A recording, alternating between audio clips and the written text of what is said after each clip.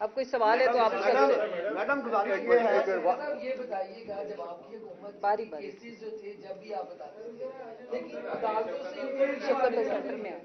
عدالتوں سے سر ان کو ریلیف مل جاتا تھا، کیا احتسابی جو نظام ہے اس میں مسئلہ ہے یا جب عدالت میں بھی کیس جاتے ہیں وہاں پہ جو آپ کی بکلا جاتے ہیں وہ نہیں اس کیس کو صحیح طریقے سے جج صاحب کے سامنے بیان کر سکتے؟ مسئلہ کہاں پہ آتا ہے جو ان کو ریلیف مل جاتا ہے؟ دیکھیں احتسابی نظام میں مسئلہ ضرور ہے، ہمارے سارے لیگل سسٹم میں بڑا پرابلم ہے ڈیلے کا اور باقی چیزوں کا، لیکن ساتھ ساتھ اگر کہیں سے یہ خواہش ہو کہ ان کو سزا نہیں دینی تو اس کا عمل دخل بھی اس میں آ جاتا ہے۔ تو اس کے بارے میں کوئی شک نہیں ہے کہ ان لوگوں نے جس طرح لوٹ مار کی، دیکھیں سیدھی بات ہے 200 ٹیٹیاں لگی ہیں ان کے اکاؤنٹ کے، 200 ٹیٹی باہر سے پیسے آئے، وہ بھی کسی ایک ٹیٹی کا بتا دو کہ آپ نے باہر کوئی انکم ڈکلیئر نہیں کی، آپ نے کوئی جائیداد باہر ڈکلیئر نہیں کی، آپ نے کوئی کاروبار باہر ڈکلیئر نہیں کیا، آپ کو باہر سے پیسے کہاں آ رہے ہیں؟ مطلب اگر پاکستان کی تاریخ میں کوئی اوپن اینڈ شٹ کیس ہے، یعنی کہ جس میں کوئی لمبی چوڑی گواہی ایویڈنس کی ضرورت ہی نہیں ہے، وہ یہ ہے کہ یہ 16 ارب روپیہ جو ان کے نوکروں کے اکاؤنٹ میں آیا ہے اور پھر وہاں سے ان کے اکاؤنٹ میں ٹرانسفر ہوا ہے، وہ بھی نظر آ رہا ہے۔ تو بتا دیں کہ جی یہ ہمیں فلاں صاحب نے یا کوئی بینیفیکٹر یا اس میں تو وہ قطری خط بھی نہیں ہے، اس کے بھی بغیر ہے یہ، وہ تو کم از کم نواز شریف نے تو ایک جھوٹا سچا کیا جھوٹا ایک قطری خط نکال دیا تھا، یہاں تو کوئی قطری خط بھی نہیں ہے۔ تو اس لیے یہ بالکل سیدھا سیدھا لوٹ مار کا نظام ہے اور یقیناً ہمارا احتساب کے نظام کی بھی کمزوری ہے۔ شفقت صاحب گزارش یہ ہے، شفقت صاحب ایک سوال گزارش یہ ہے کہ یہ مسلم لیگ نون آپ کے دور حکومت میں یہ کہتی رہی ہے کہ نیب کے سخت قوانین کی وجہ سے ملک کی معیشت تباہ ہو رہی ہے، انویسٹر باہر سے نہیں آتا، لہذا نیب کے قانون بڑے سخت ہیں، تباہ ہو رہا ہے ملک۔ اب تو انہوں نے آئین میں ترمیم کر لی ہے، نیب کو بالکل ہی لنگڑا لولا بنا دیا، کیا ملک میں ترقی ہو رہی ہے؟ یہ آپ نے اپنے سوال کا جواب خود دے دیا کہ ملک میں کوئی ترقی نہیں ہو رہی۔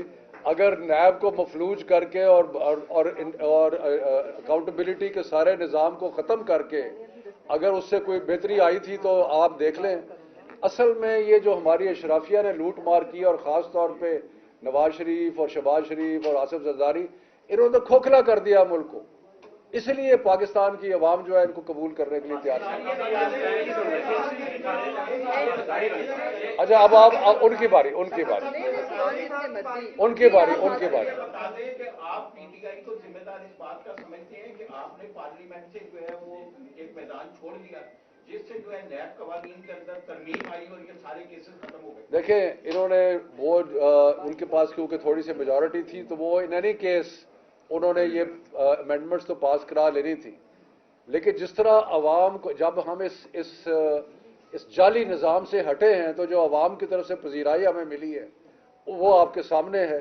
تو اس لیے آپ کی بات کا جواب یہ ہے کہ جتنے بائی الیکشن ہیں ماشاءاللہ وہ سارے تحریک انصاف نے سوائے چند ایک کے جیتے ہیں، تو یہ اس کا ایک حصہ۔ سارا ذمہ دار تو یہ ٹولہ ہو گیا، انہوں نے اپنے کیسز معاف کروا دیے۔ یہ پاکستان کی بدقسمتی نہیں، پی ٹی اے کی بدقسمتی نہیں کہ 3 سال آپ اقتدار میں رہے، آپ نامضبوط حکومت کر سکے، جب حکومت سے نکالا گیا آپ مضبوط اپوزیشن کے طور پہ بیٹھ سکتے تھے، آپ نے وہ اپوزیشن بھی نہیں کی۔ جب احتساب تھا تو خان صاحب کہتے تھے نیب کا ادارہ بھی کنٹرول اور کر رہا تھا، تو آپ کس چیز کی حکومت کر رہے ہیں؟ بات یہ ہے میرے بھائی، اگر احتساب کسی اور ادارے نے کرنا سن لیں، پچھلے 3-3.5 سال جو ہماری حکومت تھی، آپ کو حماد اظہر صاحب نے کئی پریس کانفرنسز میں بھی بتایا ہے، اگر آپ سارے اکنامک انڈیکیٹرز دیکھیں ہمارے سارے اکنامک انڈیکیٹرز اوپر جا رہے تھے۔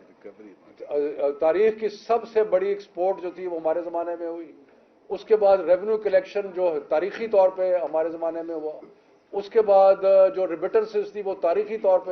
تو یہ تو ان کا نیریٹو ہے، یہ جو نون لیگ والوں کا یہ باتیں کرتے ہیں۔ تو اچھا نہیں بحث نہ کریں، آپ نے سوال کیا میں نے آپ کو جواب دیا۔ یہ ہے کہ آج چونکہ ایک خصوصی طور پر لوٹ مار کی بات ہو رہی ہے تو میں یہ جاننا چاہ رہا ہوں کہ سابقہ دور کی ہم ہمیشہ بات کرتے ہیں لیکن موجودہ دور میں بھی لوٹ مار جو ہے وہ جاری و ساری ہے۔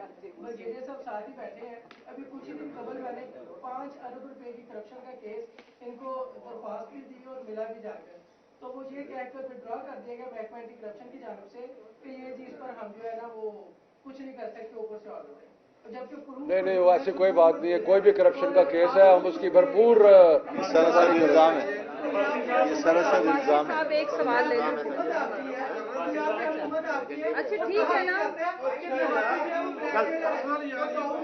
अच्छा इनसे बात करो। आप सवाल सरासर इल्जाम है। आपने इल्जाम लगाया मेरे ऊपर। अच्छा कोई नहीं, एक मिनट अभी गलत बात है। आप इनका सवाल हाँ जी। ऊपर से तफरीक पर यकीन रखते हैं। आपने शरीफ खानदान के केसेस फैक्चुअल बताए कि उन्होंने सरकारी जहाज जो है वो जाती इस्तेमाल के लिए यूज किया और बहुत सारे ट्रिप्स किए, इतना खर्चा हो गया।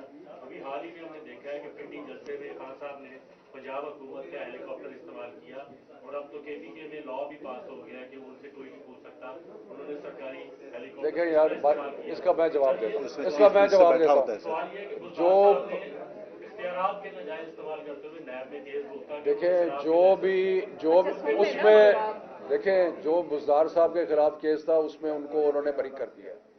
दूसरी बात यह है कि कोई हेलीकॉप्टर जो है वो पंजाब मिनिस्टर के या पंजाब गवर्नमेंट की रिप्रेजेंटेशन के बगैर इस्तेमाल नहीं होता, और वो उसमें बैठे होते हैं और वो एंटाइटल्ड हैं और उस तरह है। असल बात यह है कि ये बताएं कि ये 16 अरब रुपया जो आया है ये कहाँ से आया है, कौन सा बेनिफैक्टर है जो कि इनको बाहर से पैसे भेज रहा है। आज तक अभी मैं शहबाज शरीफ और ये सुलेमान को कहता हूँ कि बता दें कि जी ये TT जो आई है ये हमारे फलाने रिश्तेदार ने या हमारे फलाने किसी ने भेजी, एक तो बता दें। शेख साहब एक सेकंड, उसके बाद आप एक तरफ तो बातें ये हो रही हैं कि जो अरकान कौमी असम्बली है वो दोबारा जाकर कौमी असम्बली में इस्तीफे देंगे, क्या ये बात दुरुस्त है या नहीं? और दूसरी तरफ पंजाब असम्बली कब तक तोड़ने के इम्कान है? और तीसरी बात यह है कि सदर आरिफ अलवी जो है आज लाहौर आ रहे हैं, इमरान खान से मुलाकात करेंगे और जो इसहाक डार से मुलाकातें हुई हैं उस पर ब्रीफ भी करेंगे क्या? देखें जी, जो तीसरी बात है उसके बारे में तो मुझे इल्म नहीं है, लेकिन इमरान खान साहब ने एक दफ़ा से ज़्यादा दफ़ा कहा है कि वो जल्दी फैसला कर देंगे असम्बली तहलील करने का, तो इंशाल्लाह वो जल्दी फैसला हो जाएगा। जी कज़ामी साहब, उसके बारे में जवाब इमरान खान साहब दे चुके हैं कि जो गए हैं वो कंट्रोल कर रहे थे, वो फैसला करते थे, जो चले गए हैं।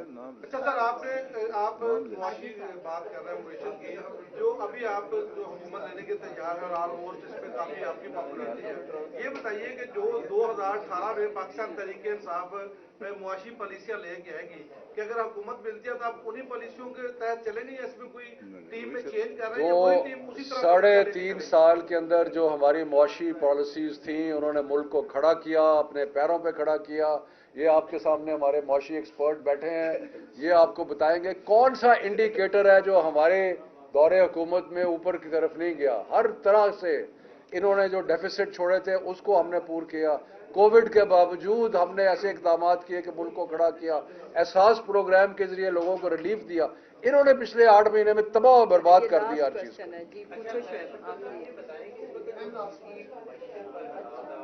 सोच के आप